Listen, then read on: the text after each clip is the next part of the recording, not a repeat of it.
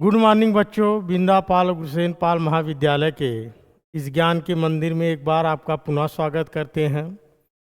आपका DElEd third semester गणित शिक्षण के अंतर्गत जैसा कि सिलेबस को अगर एक एक क्रमवार तरीके से पढ़ाया जाएगा तो लगभग कंप्लीट हो या ना हो, तो इसलिए जो महत्वपूर्ण प्रश्न हैं आप पढ़े ही होंगे, उसमें से जो महत्वपूर्ण प्रश्न है गत वर्षों में आया हुआ जो प्रश्न है हम उसको करा देंगे। लगभग इसी तरीके से ही क्वेश्चन आपका आएगा।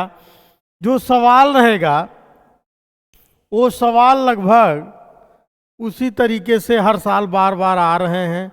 उस क्वेश्चन से जो भी जितने भी क्वेश्चन आने रहेंगे वो भी मैं बताते चलूँगा।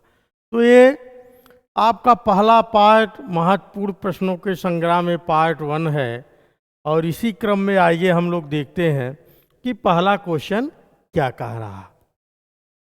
आइए हम लोग देखते हैं। पहला क्वेश्चन कह रहा है प्रथम 5 प्राकृतिक संख्याओं का समांतर माध्य क्या होगा। जो आपका थर्ड सेमेस्टर में है समांतर माध्य और मध्य का, इतना ही है। तो समांतर माध्य बराबर क्या होता है, पहले आइए हम ये देख लेते हैं। समांतर माध्य बराबर सिग्मा यक्स अपान यन। इसका मतलब ये हुआ पदों का योगफल, पदों का योगफल बटे पदों की संख्या, पदों की संख्या। इस तरीके से कोई भी किसी का समांतर माध्य निकालना हो तो उसका समांतर माध्य होता है सिग्मा एक्स अपान एन, या पदों का योगफल बटे पदों की संख्या। जो भी पद दिया हुआ है उसको आप जोड़ लेंगे, और कितने पद हैं एन का जो मान है उससे आप क्या करेंगे, भाग दे देंगे, तो आपका समांतर माध्य क्लियर हो जाएगा। इस पे मैंने 2 क्वेश्चन लिया है और समांतर माध्य का इसी तरीके से क्वेश्चन आ भी रहे हैं।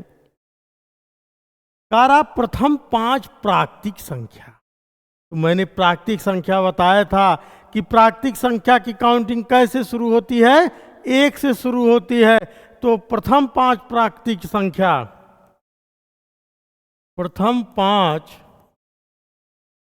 प्राकृतिक संख्या, प्राकृतिक संख्या हो जाएगा 1, 2, 3, 4 और 5। पदों का योगफल आप योगफल कर दीजिए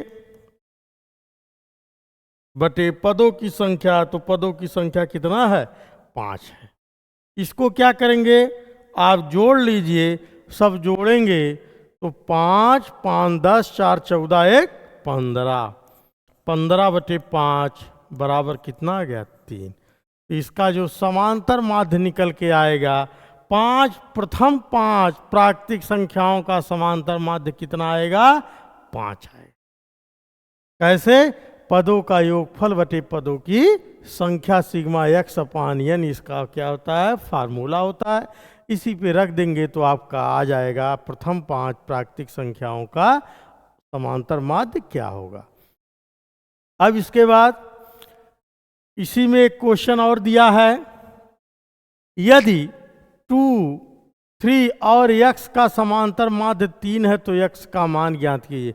अब की बार समांतर माध्य दिया है, इसका मतलब जो समांतर माध्य बराबर होता है, समांतर माध्य बराबर पदों का योगफल, पदों का योगफल बटे पदों की संख्या, पदों की संख्या। तो समांतर माध्य दिया है, कितना दिया है, 3 बराबर जो संख्या दिया हो दिया 2 + 3 + x बटे कितने पद हैं, तो आपके 3 पद हैं। इस तरीके से कितने पद हैं, 3 पद हैं। अब आप क्या कर दोगे, इसके बटे 1 लिख के तिरछा गुणा, 3 त्रिका 9 बराबर 5 प्लस x। अब ये हो जाएगा x बराबर क्या हो जाएगा, 9 माइनस 5 बराबर क्या हो जाएगा, 4। x का मान कितना आएगा, x का मान 4 आएगा। इसका मतलब अगर 4, 2 और 3 का समांतर माध्य कितना होगा, 3 होगा। कैसे, इसको लिख सकते हो 4 3 7 2 9, 3 से भाग दोगे, 3 त्रिका 9, तो आपका कितना आंसर आया, 4 आया। आगे समझ में बच्चों। चलिए नेक्स्ट क्वेश्चन। नेक्स्ट क्वेश्चन आपका है, संख्याओं को मूलों के रूप में लिखिए। 2 तरीके से होता है, कौन कौन सा, एक घात को मूल के रूप में लिखना और मूल को घात के रूप में लिखना। ये आपका है। अगर कह दिया जाए √16, इसको अगर किस में लिखना है, घात में, तो जब घात में रूट को ले जाया जाता है तो लिखा जाता है 16 के पावर 1/2। 3 मूल दिया हो, 16 लिखा है, तो हो जाएगा 16 के पावर 1/3। 4 मूल दिया हो 16, ये हो जाएगा 16 के पावर 1/4। और यही चीज अगर 16 के पावर 1/2 दिया है तो मूल के रूप में कह रहा है, मूलों के रूप में लिखिए, तो मूल क्या हो जाएगा, √16। यही कह रहा है, उसको क्या करिए, सिर्फ मूलों के रूप में आप लिख दीजिए। ये नहीं उसका मान कितना होगा, ये नहीं पूछ रहा है, आप सिर्फ क्या है, घात के रूप में है, इसको मूलों के रूप में लिख देंगे। तो ये आपका जो पहला दिया है 16 के पावर 1/2, अभी मैंने बताया ये हो जाएगा 16। जहाँ कुछ मूल नहीं होता है वहाँ कितना माना जाता है कि उसके 2 मूल हैं या वर्गमूल का चिन्ह लगा है, रूट लग गया, तो इसका मतलब इसके कितने मूल हुए, 2 मूल हुए। तो आपका ये आपका कितना हो जाएगा, यही कहा है कि इसको मूल के रूप में लिखिए। और उसके बाद फिर दूसरा दिया है 125 के पावर 1/3, ये मूल में हो जाएगा, आप मूल 3 कर दीजिए, 125। ये आपका दूसरे का आंसर हो जाएगा। और तीसरे का कह रहा है, 1 नंबर में आया हुआ क्वेश्चन है, बहुत आसान है, 1 लाइन का क्वेश्चन है, सिर्फ घात को मूल में लिखना या मूल को घात में लिखना। चूँकि घातांक करणी आपका 3rd सेमेस्टर में बहुत महत्वपूर्ण है, उसमें से हर 4 लगभग क्वेश्चन बराबर 1-2 क्वेश्चन हमेशा आ रहे हैं। यह है 11/17 के पावर 1/11। अब इसको जब मूल में लिखोगे तो क्या लिखोगे, मूल 11/17। इस तरीके से इसको मूल के रूप में आपका तीनों हो जाएगा, पहला, दूसरा और तीसरा।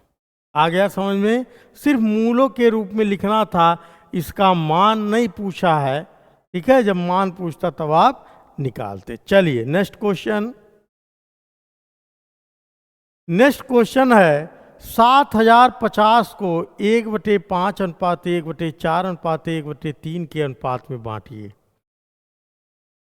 देखिए अनुपात समानुपात, पहला चैप्टर आपका 3rd सेमेस्टर में है। एक चीज याद रखिएगा, अनुपात जब भी लिखा जाता है तो कॉमन फैक्टर हटा के लिखा जाता है, ठीक। दूसरी बात, ये भिन्न के रूप में दिया है जो अनुपात, इसको आप क्या कर दीजिए, इसको पूर्णांक में बदल दीजिए। इसका मतलब 1/5 अनुपात 1/4 अनुपात 1/3। क्या करेंगे, अगर भिन्न में अनुपात दिया है, पूर्णांकों में लाना है, तो जिस तरीके से आप भिन्न को जोड़ते हो या घटाते हो, उसी तरीके से इसका आप एलसीएम लेके आप क्या करेंगे, आपका हर बराबर हो जाएगा, उसको आप हटा देंगे। क्यों? क्योंकि अनुपात में जो कॉमन होता है वो हटा दिया जाता है, आपका पूर्णांक में आपका अनुपात हो जाएगा। तो 5 चौक 20, 20 तियां 60। कितना एलसीएम आया? 60। 60 जब एलसीएम आया तो आप भाग दीजिए। 5 से 12 25 60, 12 हो गया अनुपाते। 4 से भाग देंगे तो 15 चौका 60 अनुपाते 20 तियां 60। अब इसको जब लिखोगे आप क्या लिखोगे? 12/60, 15/60, 20/60। ठीक।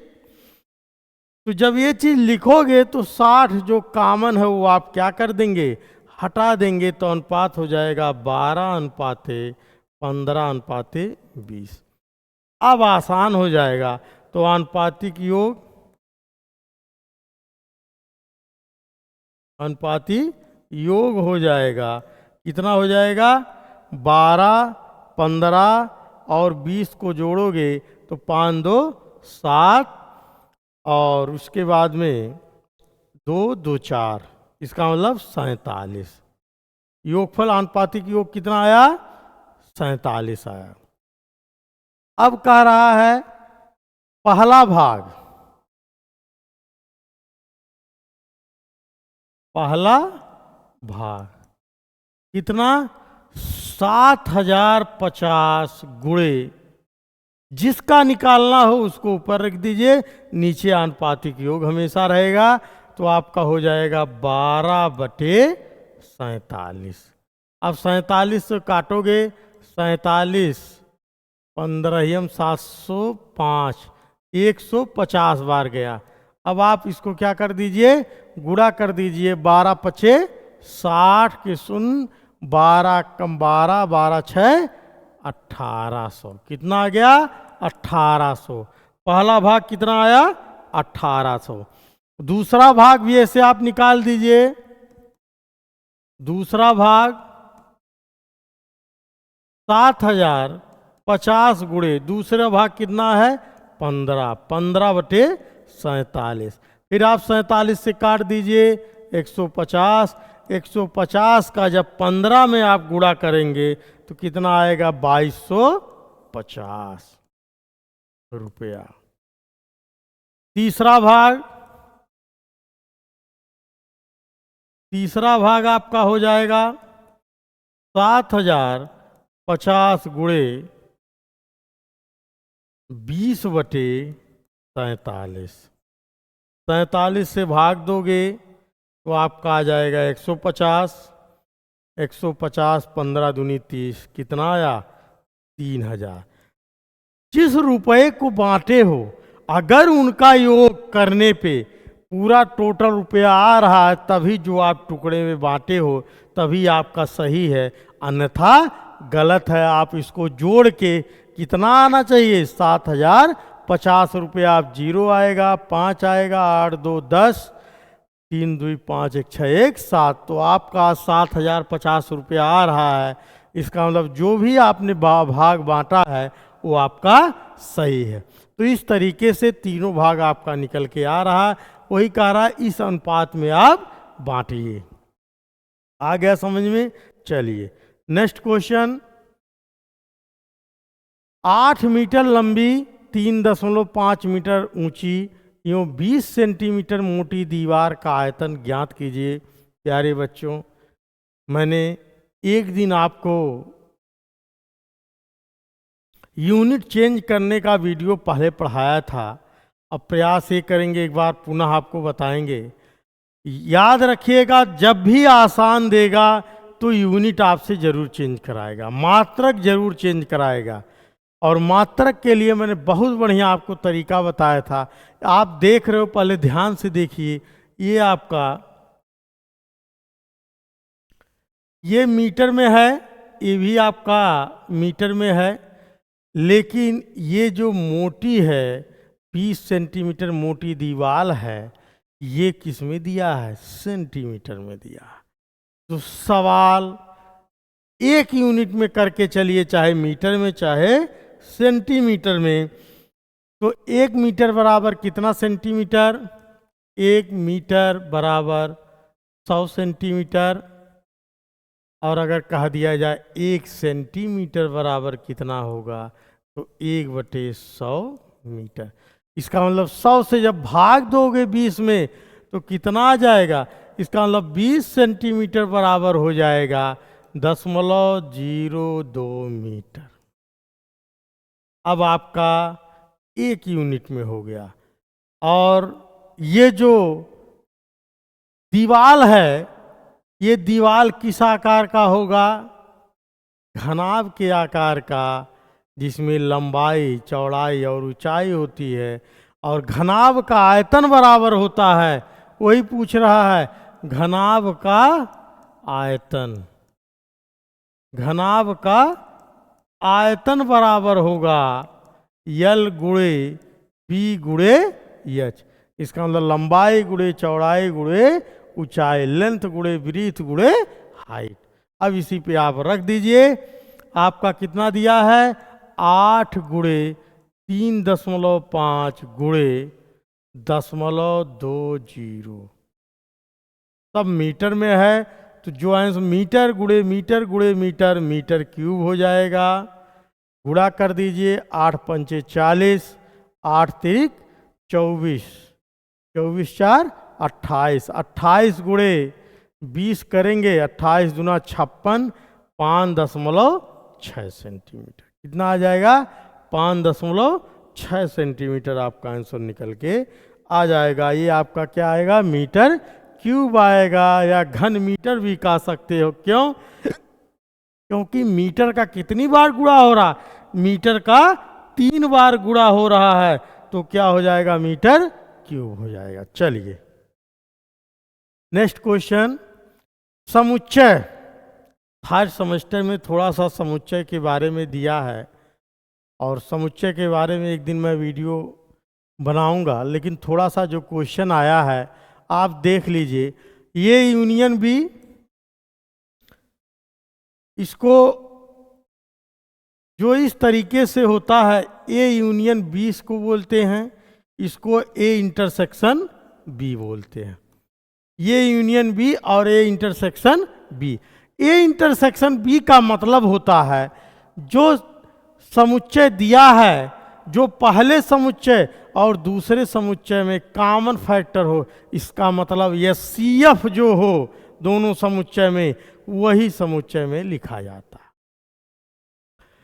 और यूनियन में क्या लिखा जाता है कि जो कॉमन है उसको एक बार, उसके बाद जो बच रहा, चाहे फर्स्ट समुच्चय में बच रहा हो चाहे सेकंड समुच्चय में, वो दोनों समुच्चय आपको लिखना है। जैसे यहाँ दिया है ए बराबर समुच्चय 8, 12, 15 और 16।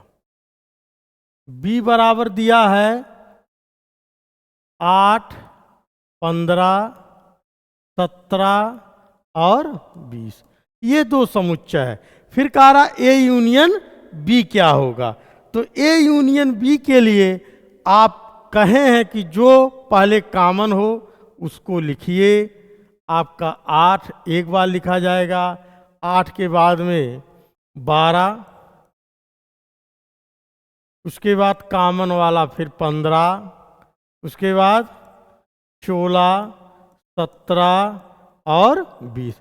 इसका मतलब जो कॉमन है वो एक बार लिखा जाएगा, उसके बाद चाहे वो पहले वाले समुच्चय में बचता है या द्वितीय वाले समुच्चय में बचता है, उसको सब लिखा जाएगा। इसका मतलब हो जाएगा 8, 12, 15, 16, 17 और 20। ये तो हुआ ए यूनियन बी। उसके बाद ए इंटरसेक्शन बी, इसका मतलब आप देख लीजिए जो दोनों में कॉमन है वही आपका लिखा जाएगा। तो आप देख रहे हो 8, 15, इसके बाद और कोई कॉमन नहीं है तो समुच्चय लगा के 8 और 15, ये आपका ये इंटरसेक्शन बी हो जाएगा। तो ये यूनियन बी और ये इंटरसेक्शन बी इस तरीके से आप आराम से कर सकते हो। चलिए नेक्स्ट क्वेश्चन, दो संख्याओं का अनुपात 8:5 है। यदि छोटी संख्या 12.5 है तो बड़ी संख्या ज्ञात कीजिए। दो संख्याओं का अनुपात क्या दिया है? अनुपात दिया है 8:5 है। कितना दिया है? 8:5 दिया। छोटी संख्या, इसका मतलब अगर संख्या मानोगे, माना संख्या क्या होगा? 8x और 5x, 8x और 5x। अब छोटा इसमें से कौन होगा? जो अनुपात में छोटा रहेगा वही छोटी संख्या भी काउंट होगी। इसका मतलब 5x बराबर कितना दिया है? 12.5। तो x बराबर क्या हो जाएगा? 12.5/5। अब 5 से क्या कर दोगे आप? भाग दे दोगे। जब 5 से भाग दोगे तो 5 दूना 10, कितना बचा? 2 बचा, 5 पचे 25, तो 2.5 हुआ। ठीक।